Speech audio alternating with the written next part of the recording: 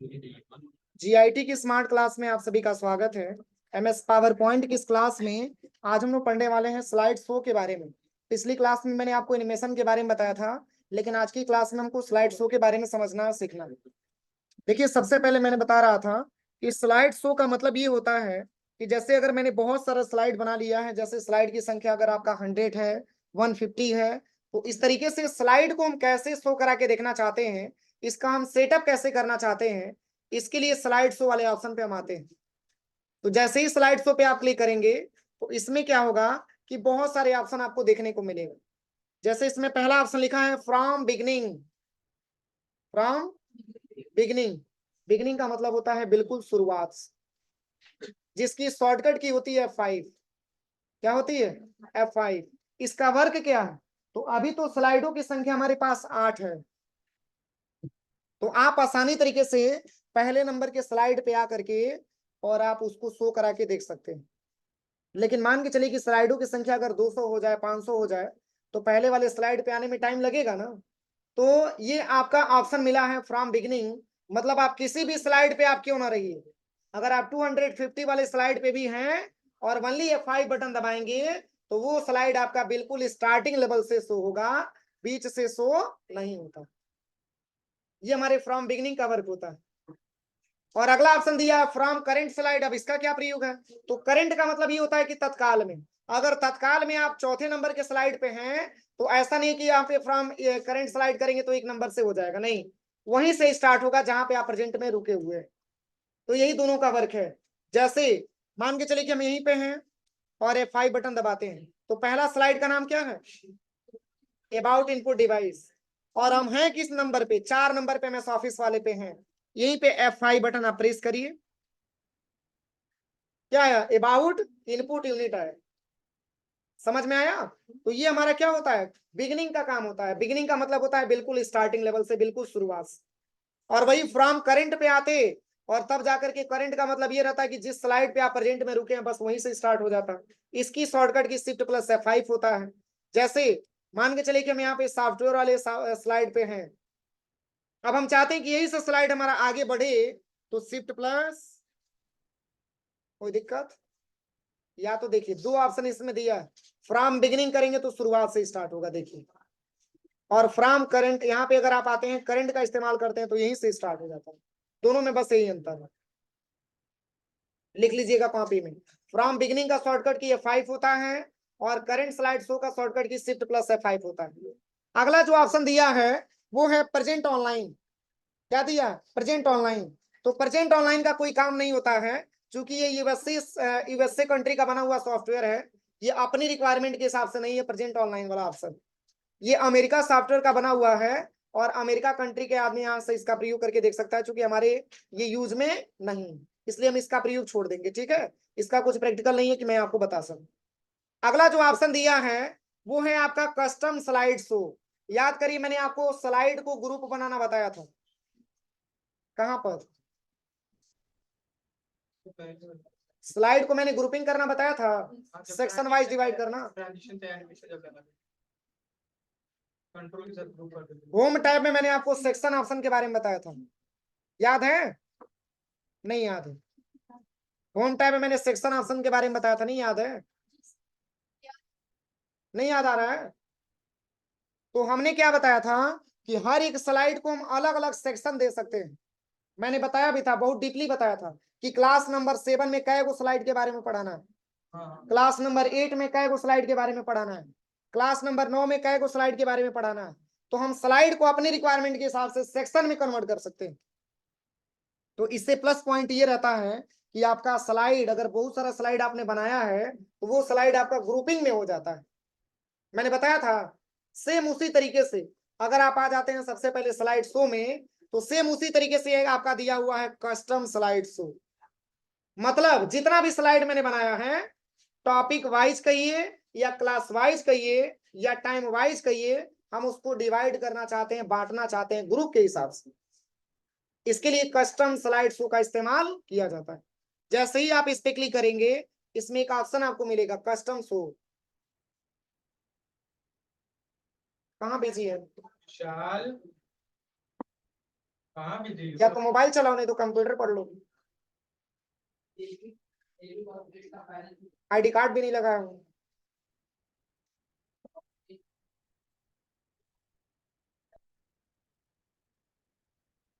तो देखिए जैसे ही कस्टम शो पे क्लिक करेंगे तो ऐसा इंटरफेस आपके सामने आएगा। देखिए इसमें मात्र दो ऑप्शन हाईलाइटेड है, एक न्यू वाला और दूसरा क्लोज वाला। अब न्यू का प्रयोग क्या है, तो देखिए जैसे हम वहां पे जाकर के सेक्शन को हम क्या करते थे, रीनेम करते थे कि क्लास नंबर 7 है, क्लास नंबर 8 है, क्लास नंबर 9 है। लेकिन जैसे ही आप न्यू पे क्लिक करेंगे, न्यू पे जैसे ही क्लिक करेंगे तो यहाँ पे ऑप्शन पूछा जाएगा। देखिए अब कह रहा है कि बताइए कौन सा स्लाइड आप किस क्लास में पढ़ाना चाहते हैं। तो मैंने यहाँ पे ले लिया class number 7। Class number 7, class number 7 में पहले स्लाइड के बारे में पढ़ाना चाहते हैं। पहले स्लाइड का नाम क्या है, अबाउट इनपुट यूनिट। जैसे ही आप क्लिक करेंगे तो ऐड कर दीजिए इसको आप, मतलब इस लिस्ट में आप जोड़ते जाइए कि कौन कौन से स्लाइड के बारे में आपको पढ़ाना है। फिर मैंने ले लिया क्लास नंबर 7 में पार्ट्स ऑफ कंप्यूटर के बारे में भी पढ़ाना है, इसको भी आप यहाँ से ऐड करते जाइए। अब सोच रहे होंगे इससे फायदा क्या होगा, तो पहले तो आप ओके करिए और आप इसको यहाँ से क्लोज कर दीजिए। मैंने अभी केवल कस्टम स्लाइड शो के जरिए मैंने केवल एक पार्टीशन बताया और वो भी क्लास नंबर 7। जैसे ही आप इस पे क्लिक करेंगे टॉप में ही दिखाएगा क्लास नंबर 7। इससे फायदा क्या होगा कि जैसे मान के चलिए कि आपने क्लास नंबर 7 में एंट्री किया, आपने बहुत सारा स्लाइड बनाया है, लेकिन मात्र 2 ही स्लाइड के बारे में आपको क्लास नंबर 7 में पढ़ाना है, बाकी सारा स्लाइड के बारे में कोई डिस्कस नहीं करना। हाँ बना है आप देख रहे हैं, लेकिन बच्चों के सामने मात्र वही प्रेजेंट है जिसको कि आपने ग्रुपिंग किया। तो जैसे ही आप इस पे क्लिक करेंगे और यहाँ पे आप क्लास नंबर 7 ले लेंगे तो क्लास नंबर 7 का ही आपको मिलेगा। पहला लिया था, इसके बाद से दूसरा लिया था, इसके बाद कोई था, तो इसके बाद से स्लाइड आएगा, ब्लैक पट्टी आ जाएगी आपके सामने। मतलब ये 8 स्लाइडों में से 2 स्लाइड छांट करके बिल्कुल अलग कर दिया, उसका एक ग्रुप बना दीजिए, जिस ग्रुप का नाम मैंने क्या दे दिया, क्लास नंबर 7। कोई दिक्कत। अब जैसे मान के चले कि क्लास नंबर 7 में आपने पढ़ा लिया, पुनः 8 बजे के बैच में आपको एंट्री करना है और 8 बजे के बैच में पूरे स्लाइड के बारे में नहीं पढ़ा करके केवल तीसरा और चौथा स्लाइड के बारे में पढ़ाना है, तो पुनः सेम तरीका, आप कहीं पर भी रहेंगे मतलब उससे नहीं, पुनः आप चले जाइए स्लाइड शो पे और यहाँ पे कस्टम स्लाइड शो पे आ जाइए और पुनः कस्टम शो पे आना है। अब यहाँ पे क्या करना है, न्यू पे क्लिक करना है। क्लास नंबर 7 में तो आपने बना ही दिया, अब क्लास 8 का बनाना है ना, तो पुनः आपको क्या करना है,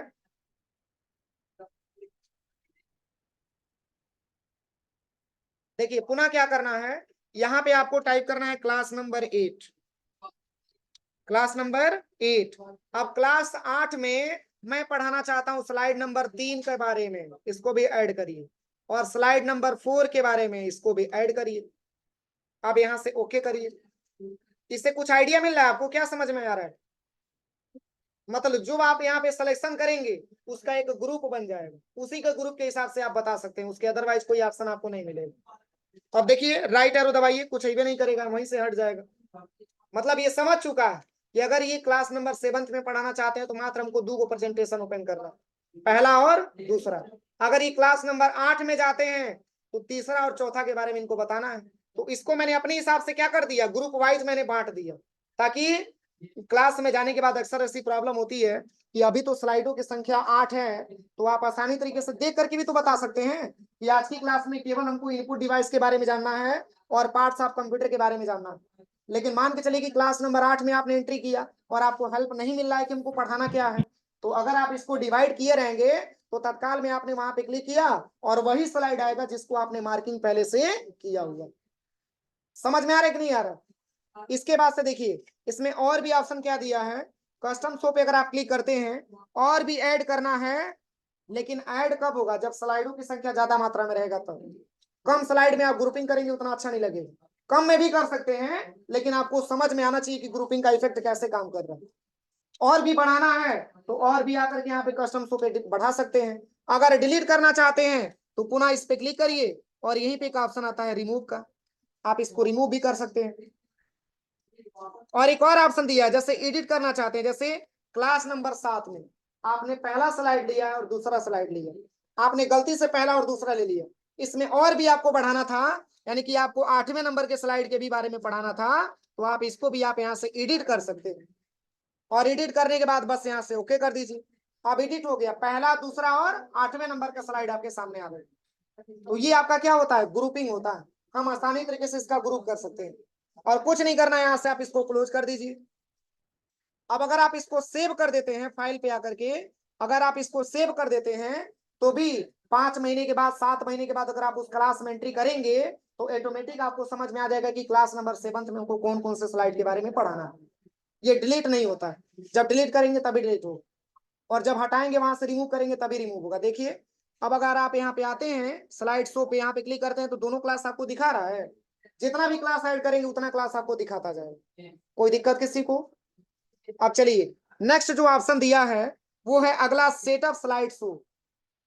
ये इंपॉर्टेंट ऑप्शन है, सेटअप स्लाइड शो। मतलब हम किसी भी स्लाइड को शो कराना चाहते हैं, लेकिन इसकी हम सेटिंग करना चाहते हैं, इसका हम सेटअप तैयार करना चाहते हैं। फॉर एग्जाम्पल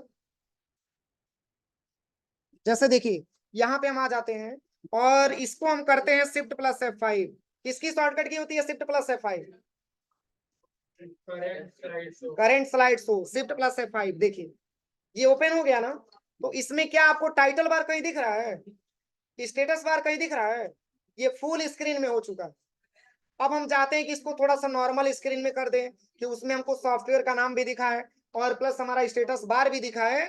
तो कोई दिक्कत नहीं है, आप यहाँ पे आने के बाद, यहाँ पे आने के बाद और आप चले आइएगा स्लाइड शो में, और यहाँ पे आ जाइएगा सेटअप स्लाइड शो। यहाँ पे एक ऑप्शन मिला है presented by speaker full screen दिया है, यहाँ पे सेकंड वाला ऑप्शन ले लीजिए। सेकंड वाला ऑप्शन लेने के बाद बस कुछ नहीं करना है, ओके कर देना। अब सोच रहे होंगे इससे फायदा क्या होगा, तो यहीं पे F5 बटन दबाइए। पहले ऐसे ही दिखा रहा था, चेंज हुआ। देखिए जैसे राइट एरो दबाएंगे तो सब स्लाइड आपका ऐसे ही दिखाएगा। इसमें आपको जो है स्टेटस बार भी दिखाएगा प्लस टाइटल बार भी दिखाएगा। और वही अगर आप इस ट्रिक को आप यहाँ से आकर के हटा देते हैं, अगर हटा देते हैं तो पुनः पहले की अवस्था में हो जाएगा जैसे पहले था। ये भी फुल स्क्रीन वाला ही है, ओके करिए शिफ्ट प्लस F5।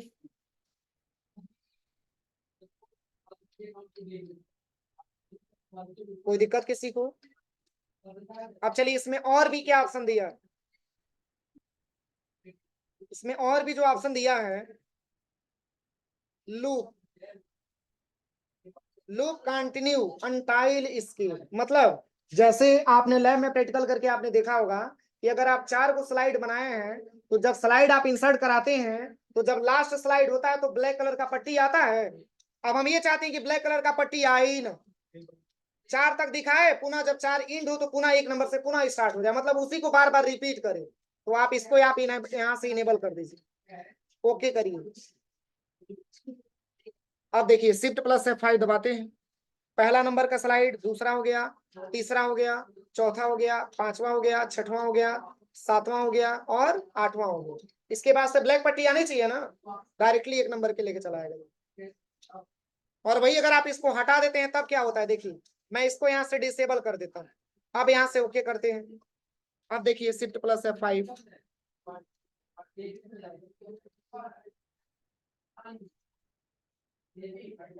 देखिए यहाँ पे शिफ्ट प्लस F5, ये दूसरा हो गया, ये तीसरा हो गया, चौथा हो गया, पांचवा हो गया, छठवां हो गया, सातवां हो गया, इसके बाद से आठवां, इसके बाद से 1 नंबर से स्टार्ट होना चाहिए ना, ये ब्लैक पट्टी आ जाए। कोई दिक्कत? तो ये हमारा लूप का वर्क होता है। लूप का मतलब होता है कि किसी स्लाइड को बार बार रिपीट करके देखना, चलाना। तो इसके लिए आप इसको इनेबल कर सकते हैं। अगला दिया है विदाउट नरेशन। अगर आपने किसी स्लाइड में नरेशन लगाया है तो अगर आप इस पे ट्रिक कर देंगे तो नरेशन आपको दिखाई भी नहीं करेगा। नरेशन मतलब जैसे कुछ आपने नाम वगैरह लिखा है तो, और यहाँ पे एक ऑप्शन दिया है विदाउट एनिमेशन। मतलब ये बहुत इंपॉर्टेंट ऑप्शन है, देखिए तो विदाउट एनिमेशन इसका क्या प्रयोग है, तो देखिए जैसे मान के चलिए आपने अलग अलग डिजाइन में अलग अलग आपने स्लाइड पे एनिमेशन लगा रखा है, तो एनिमेशन कहाँ से हटाएंगे, मैंने बताया था एनिमेशन कहाँ से हटाते हैं। नहीं, रिमूव एनिमेशन नहीं। देखिए यहाँ पे सबसे पहले करना क्या है, पहले किसी एक टॉपिक पे हम क्लिक करते हैं। देखिए मैंने आपको बताया था लेकिन आपको याद नहीं है। देखिए इस पे जब आप क्लिक करेंगे तो अभी इस पे कोई एनिमेशन का इफेक्ट नहीं लगा है। लगा है कोई एनिमेशन? कैसे पता चला? और मैं कह दूं इसमें एनिमेशन लगा है तो कैसे पता चलेगा कि नहीं लगा? अरे इस पे नंबरिंग नहीं किया है। एनिमेशन का वर्क होता है, जिस पे आप एनिमेशन लगाएंगे उस पे नंबरिंग करेगा। आप खुद देखिए, मैंने इस डेटा को सिलेक्शन किया और हम चले जाते हैं एनिमेशन टैब पे, और यहाँ से आकर के हम कोई एनिमेशन ले लेते हैं बाउंस वाला। अभी देखिएगा इसका नंबर कर देंगे, नंबर दिया है, तो इससे हमको आइडिया मिल जाएगा कि इस पे एनिमेशन का इफेक्ट लगा हुआ है। इसको हटाएंगे कैसे? तो हटाने के लिए आप चले आइएगा, सबसे पहले यहीं पे एक ऑप्शन मिलेगा एनिमेशन पेन। इसी एनिमेशन पेन पे आप क्लिक करेंगे तो यहाँ पे इसी पॉइंट पे क्लिक करिएगा और यहाँ से एक ऑप्शन आपको मिलेगा रिमूव। आप यहाँ से इसको हटा सकते हैं। अब एनिमेशन लगा है तो यहाँ से एनिमेशन हम हटा सकते हैं। लेकिन एक क्वेश्चन समझिए, अगर हम 8 स्लाइड बनाए हैं तो 8 स्लाइड पे अगर हम चाहेंगे एनिमेशन का इफेक्ट लगाना और हटाएंगे तो टाइम लगेगा ना? बोलिए। और हम किसी के सामने प्रेजेंट करना चाहते हैं, उसको हम एनिमेशन नहीं दिखाना चाहते हैं, तो वैसे एक एक करके हटाएंगे तो लंबा टाइम लगेगा। अब हम एक बार में चाहते हैं कि एनिमेशन का इफेक्ट हम हटा दें, तो उस ऑप्शन को बस इनेबल कर दीजिए। देखिए ये कैसे संभव होगा मैं बता रहा हूँ। सबसे पहले यहाँ पे आ जाइएगा। अभी तो एनिमेशन के बारे में तो पता ही नहीं है, एनिमेशन इसमें लगा ही नहीं है, तो चलिए इसमें एनिमेशन हम लगा देते हैं। यहाँ पे चलते हैं सबसे पहले पार्ट्स ऑफ कंप्यूटर पे, और यहाँ पे एनिमेशन पे आ जाते हैं, और यहाँ से मैंने एनिमेशन दे दिया ये बाउंस वाला। पुनः आप इसको सिलेक्शन करिएगा और इस पे भी कुछ अलग एनिमेशन दे दीजिए, जैसे मैंने ये ग्रो एंड टर्म वाला दे दिया। सब पे अलग अलग इफेक्ट आप लगा लीजिए, इस पे भी मैंने दे दिया। देखिए फिर इसको भी सिलेक्शन करिए और इस पे भी कुछ अलग इफेक्ट आप दे दीजिए, जैसे कि मैंने फ्लाई इन वाला दे दिया। इस पे जितने बार आप एनिमेशन लगाएंगे उतने बार इसका नंबर चेंज होता जाएगा। इसका समझने का मेन तरीका है। फिर आप इस पे क्लिक करिए, इस पे भी सिलेक्शन करके इसका भी कुछ अलग एनिमेशन आप दे दीजिए। ओके करिए। अब देखिए, अब जैसे मान के चलिए अगर आपसे कह दिया जाए एनिमेशन हटाने के लिए, तो बोलिए आप एनिमेशन पेन पे जाइए, फिर आप यहाँ से बारी बारी से हटाइए। लंबा टाइम लगेगा, लगेगा कि नहीं लगेगा? लेकिन हम चाहते हैं कि अगर एक बार में इसको हटा दें, पहले तो यहाँ से आप शिफ्ट प्लस F5 बटन दबा करके देखिए एनिमेशन का इफेक्ट लगा है कि नहीं लगा।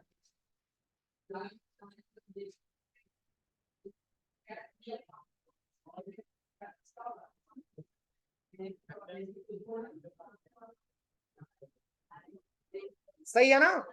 अब चाहते हैं कि एनिमेशन विदाउट एनिमेशन हम शो कराएं, तो अगर आपको एक बार में हटाना है तो एक एक करके हटाने की दिक्कत नहीं है। बस केवल आप क्लिक करिए और आप चले आइए स्लाइड शो पे, और यहाँ पे आ जाइएगा सेटअप स्लाइड शो पे, और यहीं से आकर के बस यहाँ पे इसको इनेबल कर लीजिए। अब ओके करिएगा। यही था ना? कैसे आएगा? शिफ्ट प्लस दबाइए, शिफ्ट प्लस F5। अरे वैसे भी पता कर लीजिए, नंबर किया ही नहीं है। शिफ्ट प्लस F5 लगा एनिमेशन। एक बार में आप एक एनिमेशन को हटा सकते हैं। एक एनिमेशन को नहीं, पूरे स्लाइड पे ये काम करता है। अगर एक बार हटाएंगे तो पूरे स्लाइड पे हट जाएगा, जितना भी आपने एनिमेशन लगाया। हाँ, सब पे हट जाएगा। पुनः लगाना चाहते हैं तो कोई दिक्कत नहीं है, पुनः आप यहाँ पे आ जाइए और पुनः आप एक ट्री को हटा दीजिए, ओके करिए। अब शिफ्ट प्लस F5। अंतर समझ में आया? और अक्सर ऐसी प्रॉब्लम सबके साथ होती है, कई सारा स्लाइड आपने बना दिया और किसी के सामने प्रेजेंटिंग करना है, तो पता ये चलेगा कि जब आप यही लगा देंगे तो क्या बता पाएंगे। पता चला कि आपको आउटपुट यूनिट के बारे में बताना है, तब तक टॉपिक आपका डायरेक्टली चेंज हो गया, तब कहाँ से आप बता पाएंगे? इसलिए आप एनिमेशन को आप आसानी तरीके से यहाँ से हटा सकते हैं। बोलिए किसी को कोई प्रॉब्लम? समझ में आ रहा है कि नहीं आ रहा? समझ में आ रहा है सबको? चलिए अगला ऑप्शन जो दिया है वो है यहाँ पे डिसेबल हार्डवेयर ग्राफिक्स एक्सिलरेशन। इसका मेन वर्क क्या है? तो देखिए, जैसे आप लैब में केयर किए कि नहीं किए हमको नहीं पता इसके बारे में। जैसे देखिए, जैसे कोई स्लाइड जब आप बना लेते हैं तो कोई ऐसा टेक्स्ट होता है जो बहुत ज्यादा जूम हो जाता है। किसी फिगर को आप लगाते हैं तो फिगर आपका थोड़ा सा टेढ़ा टेढ़ा आता है, ऐसे प्रॉब्लम आता होगा। उसी को अगर वो प्रॉब्लम आपके सिस्टम में आ रही है तो आप यहाँ पे सेटअप स्लाइड शो पे आकर के अगर आप इसको इनेबल कर देंगे तो प्रॉब्लम नहीं आएगा। जिस तरीके से आप फॉर्मेटिंग करेंगे उसी के हिसाब से आएगा। अब इसके बाद से यहाँ पे दो ऑप्शन मिलेगा आपको, देखिए पेन कलर और लेजर पॉइंटर कलर। तो पेन कलर का क्या प्रयोग है, लेजर पॉइंटर कलर का क्या प्रयोग है। जैसे आपने देखा होगा कि जब लाइव क्लास पढ़ाया जाता है तो उसमें पेंसिल का हम इस्तेमाल करके बताते हैं, मैंने बताया था। जैसे खुद देखिए, मान के चलिए कि हमको इसके बारे में समझाना है तो यहाँ से एंड नोट पे क्लिक करेंगे तो ऐसे इसके बारे में ऐसे समझाते हैं ना, बोलिए।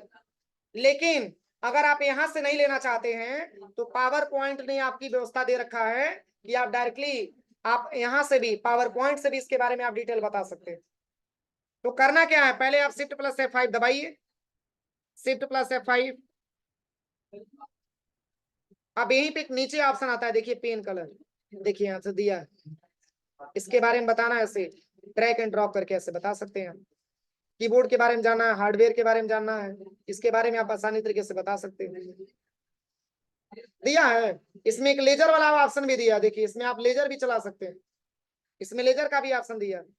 इसको हम डिस्कार्ड कर देते हैं, देखिए पुनः शिफ्ट प्लस F5 दबाते हैं और यहाँ पे एक लेजर वाला ऑप्शन भी दिया आपका, देखिए आप यहाँ से लेजर भी ले सकते हैं ऐसे। इसका प्रयोग ऑनलाइन क्लास पढ़ाते समय ज्यादा मात्रा में किया जाता है। कोई दिक्कत किसी को, इतना ही रहने दें, इतना करिए प्रैक्टिकल आप लोग।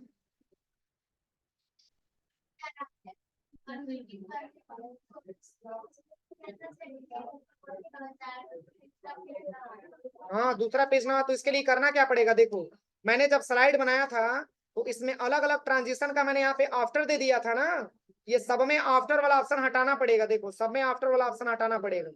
आफ्टर का मतलब क्या होता है, मतलब माउस ना दबाना पड़े, ऑटोमेटिक वो चेंज हो जाए। तो यहाँ से ऑन क्लिक लगा दो और इसकी टाइमिंग बढ़ा दो। अब जब तक हम चाहेंगे नहीं तब तक ये स्लाइड हमारा आगे बढ़ेगा नहीं। देखो शिफ्ट प्लस F5 दबाते हैं,